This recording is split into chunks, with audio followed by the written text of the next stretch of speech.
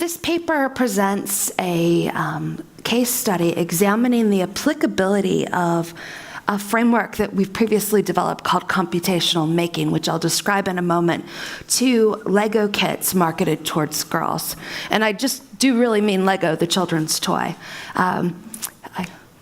Now, in the title I mentioned binary gender, and this is, this notion of gender having two states. It's not necessarily a good thing, but Sherry Turkle talks about gender having the state of masculine and the state of feminine, and the notion that boys should act one way and girls should act another way. So binary gender turns into structural gender. But the problem with it is it obscures LGBT identities, lesbian, gay, bisexual, transgender identities. Shouldn't use American acronyms around second speakers. And it doesn't allow for flexible gender identity construction. And the Lego world is very much split into a binary gender space. There's this notion of you have red and blue bricks for boys and pink and purple bricks for girls. So here what we're doing is we're reviewing 3 Lego kits that were marketed towards girls in terms of computational making skills. And we wanted to see if these sets, which have been widely critiqued for, sorry, I couldn't see the audience and I was, one second, okay. They've been widely critiqued for the problematic treatment of binary gender, but we haven't seen a research looking at whether they actually taught girls anything. Which is kind of surprising because all of the critique is about gender identity construction or is the pink and purple sexist. But let's look at the meat of it. Let's look at, are girls, we can't yet show that girls are learning definitely from these sets, but we at least wanted to show that these sets have the opportunity to teach girls. And that was the question we had. So who plays with Lego here or has children that play with Lego? So I know, okay. Who plays with Lego themselves? Okay, excellent, okay. See me after if you need London Lego minifigures. Okay, so the sets we chose focused on femininely gendered Lego sets. And that would be the Friends and the Elf sets, as opposed to, I love the fact that I'm getting to do this, the standard minifigures. Now please note 1, 2, 3, 4, 5. The minifigures are 5 bricks tall, the mini dolls are 6 bricks tall. That cat is actually much taller than that cat, and what you'll see is while the hands are the same size and the hair pieces are the same size, these girls' dolls are bigger, and they actually call them mini dolls as opposed to minifigures. So all of these accessories are sort of create this ghettoized space that only works for girls, because literally in some instances with some hair pieces, these girls' minifigures are too big to get into the Lego world of boys. Anita Sarkeesian has vociferously critiqued Lego. I've lost my pointer. Where is my pointer? Has critiqued these sets extensively as being problematic.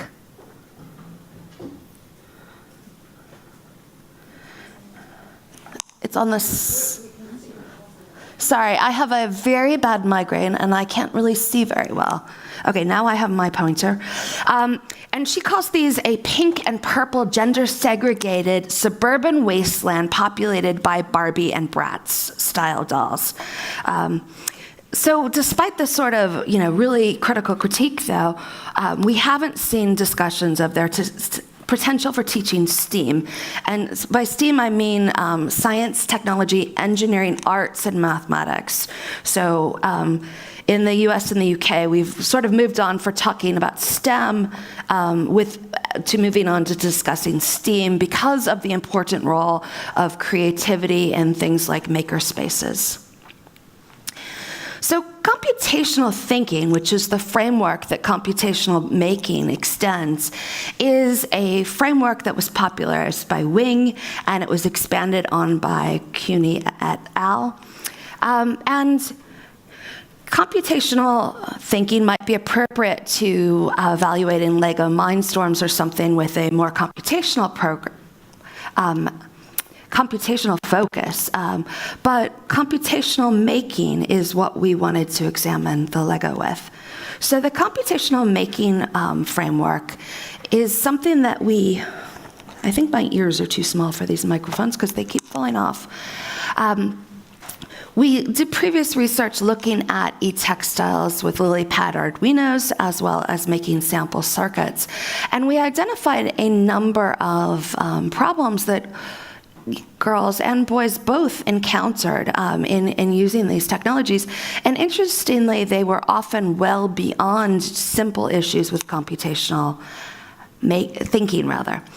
So we identified 5 areas where the children had problems: aesthetics, creativity, construction, visualizing multiple representations, and understanding materials. So next what I'm going to do is I'm going to describe briefly the types of sets we critiqued, and then I'll return to computational making, where I will discuss each of these 5 aspects and how the sets that we analyzed show potential to teach these. Now, this was a preliminary study. We did not have children build these sets. I had myself and my graduate students build the sets. We looked at the instructions. We watched YouTube videos that showed common building practices. And we simply wanted to see if this framework applied to areas other than e-textiles. So we worked with 3 sets. The first, which you can see in the upper left, has both a digital and a physical component. It is the Lego Friends Fusion Resort Designer. And basically what you are doing is building a flat 12 by 16 facade of the front of a building. And then you take your smartphone or your tablet and you photograph it, and it extrudes it into 3 dimensions. You place the building in your virtual resort, and then you go inside and act like an interior designer. And you decorate the building, and you choose chairs and tables and ice cream parlor accessories or whatever you might want, but at least they're all built out of Lego bricks, and there's building involved. The brick recognition algorithm was a disaster, and Lego has since discontinued these products. I have a PhD. I could not routinely get this to work. I am not smart enough to play with Lego. No, I'm just kidding. The next one, I've managed to attach my cane to the podium. That's tricky. The next one is the Elvendale School of Dragons. This set is unique because when they started marketing the Friends line, all of the main characters were girls. And the Elves line, I would argue, is more of a gender-queer line in that one of the main characters is a boy. And as a consequence, I think it has more appeal across genders. What happens here is Titus is the dragon school teacher, and you build this exciting contraption where you put your baby dragon on it. Some centrifugal force happens, and the dragon is shot off the end, and to motivate the dragon to fly, there is a cookie shooter gun. And this will factor in here. You actually see a blackboard explaining how all this will work. And the last choice is the Olivia from the Lego Friends line. She's like the creative inventory one. This is her robotic laboratory, and you can see there an assortment of tools, which are all blue. And 3 charging stations for the baby robot, the mommy robot, and the daddy robot. And we'll talk about that in a minute. Okay, so aesthetics. Now, it it's very hard to sit down and operate a computer when there's a thing blocking the mouse. So just remember, you guys are privileged to be able to stand up. Aesthetics are not just about the appearance judgments. We're not just talking, when we talk about aesthetics, about how these sets look, but rather Sean Corbin talks about how aesthetics go beyond the glossy material and allow children how to make aesthetic decisions. For instance, in this lab, we have a lot of binary structural gender going on, right? We've got the girl robot with the coffee cup and the pink floral skirt, and another robot with blue tools. And if you've watched the accompanying TV series, you learn that this really is a robot family replete with normative gender roles.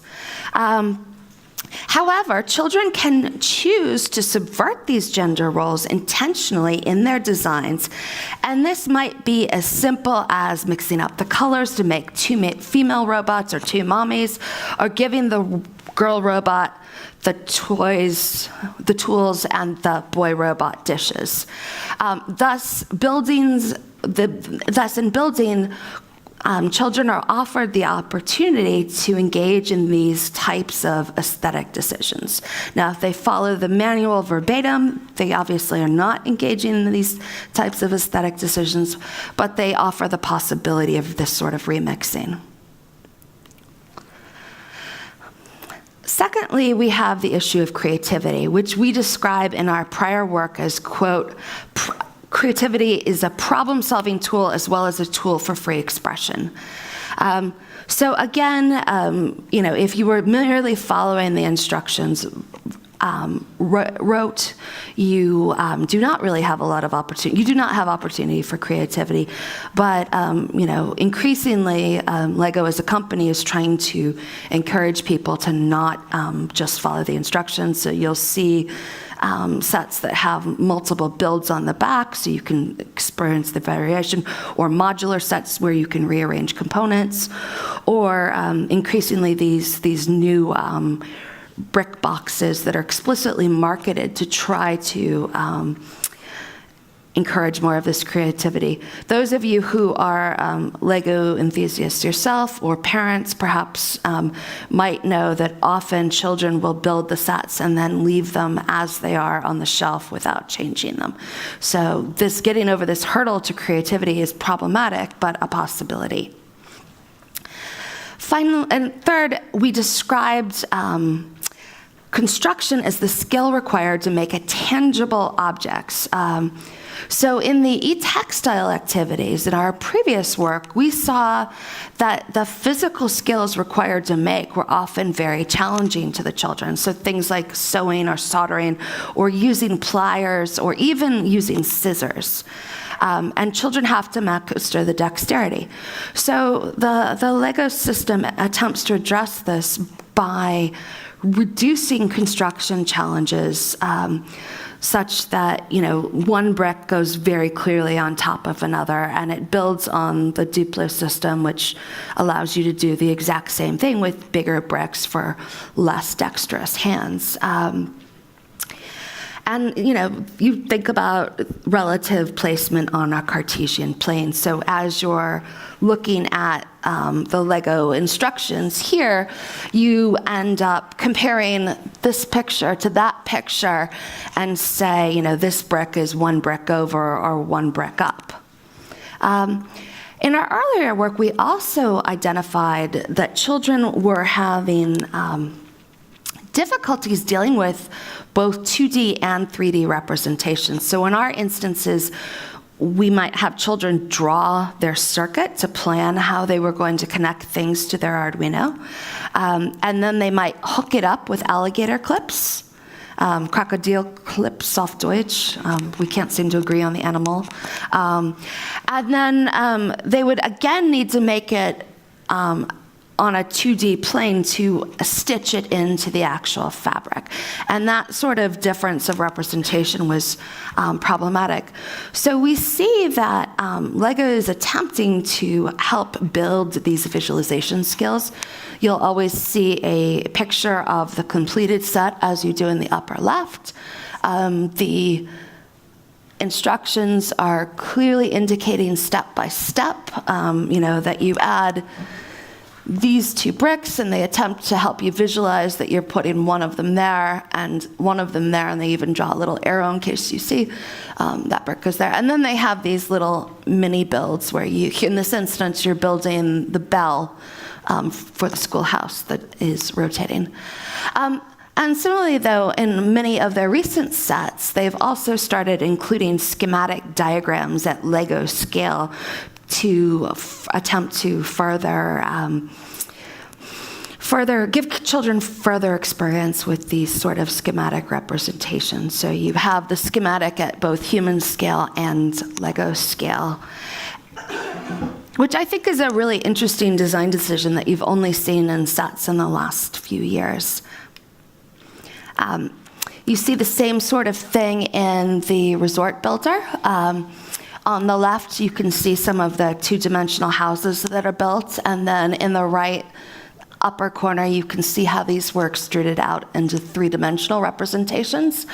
And then you have the interior space, which gives you another representation of what that house would look like from the other side.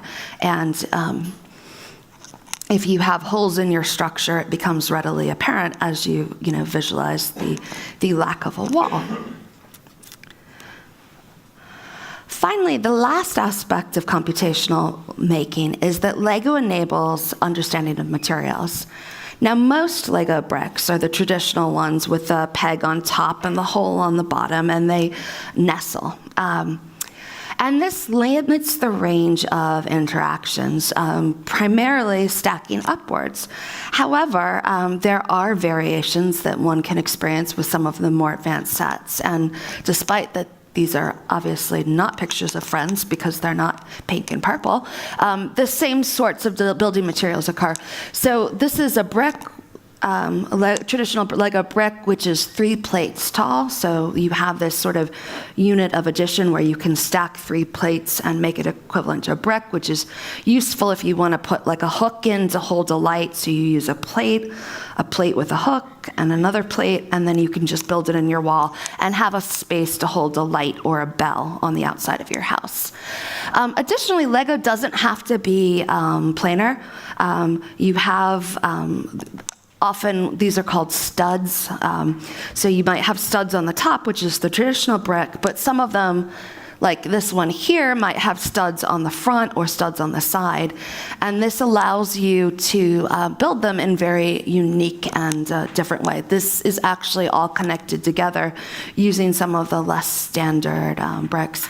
And if you ever look at some of the really beautiful Lego houses, they use a lot of this with the modular line. So other materials aren't rigid, and that they take advantage of that in the design. So for instance, the banners that are flapping in the wind, or the dragon pole for the zip line actually ships as a piece that's about that long and perfectly straight, and you have to bend and rotate it. So again, it's giving children the opportunity to experiment with materials and how they move. Similarly, the cookie shooter uses rigid pieces, but friction to cause the cookie to shoot across the room. And it does it very assertively, actually, such that they have to include photos that you should not do this into your own eye.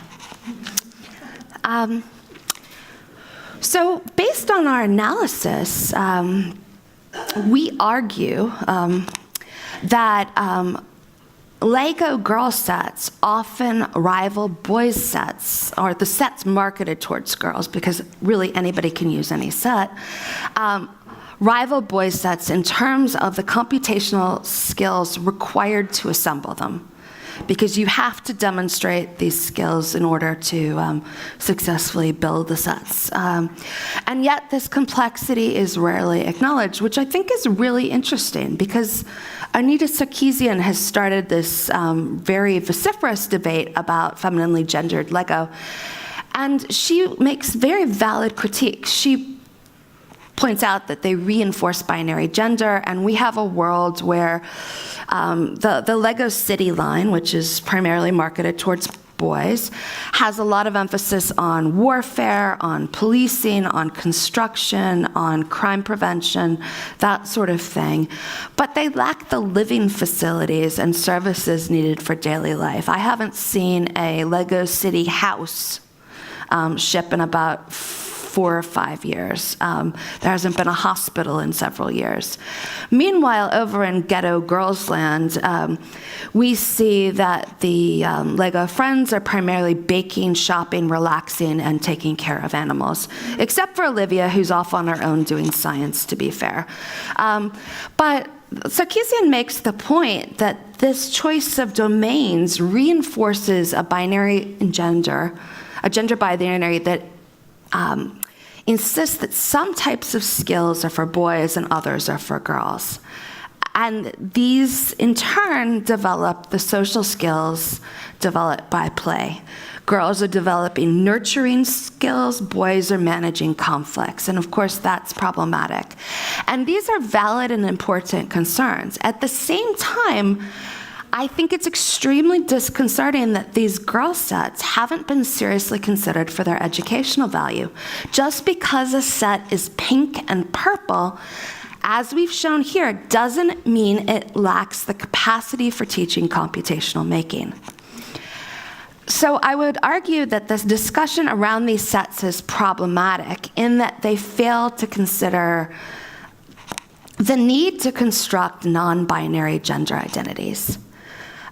The color schemes and the topics may be assets. Both boys and girls may want to draw on their feminine side, and they may enjoy the chance to further explore the social and nurturing activities emphasized in the Friends and Lego Elves line. Faulkner argues in one of my favorite pieces of research. If you haven't read Faulkner, you have to. She talks about STEM stereotypes and how they're developed in a way that disallows simultaneous expression of femininity and technical prowess.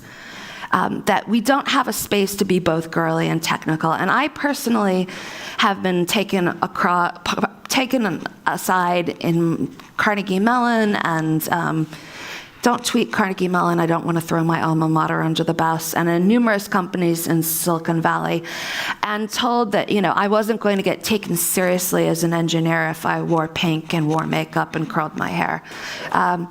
But, we really need a safe space for people with feminine gender identities, be they boys or be they girls or somewhere in between, be they genderqueer persons with feminine identities, that they should be able to express them and be technical at the same time. And I argue that the Lego and Elves Friends, the Lego Friends and Elves line allow us a space to do that. At the same time, I do think it's highly problematic that due to the scale differences that it's a ghettoized world.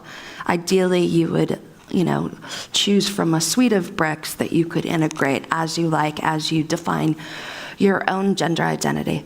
So I want to close with just reinforcing the two key takeaway points in this talk, that we need to really think about, we need to critically assess Lego in terms of its ability to allow presentation of feminine technical identity, and that's a good thing. And also we've demonstrated here that the computational making framework has shown the ability, we have demonstrated that computational making as a framework is valid for critiquing other types of STEM and STEAM interactions. Although I do, of course, recognize that future work is needed to explicitly document it with real, actual children and adults playing with Lego. And I look forward to doing that in my future work. And with that, I will take questions.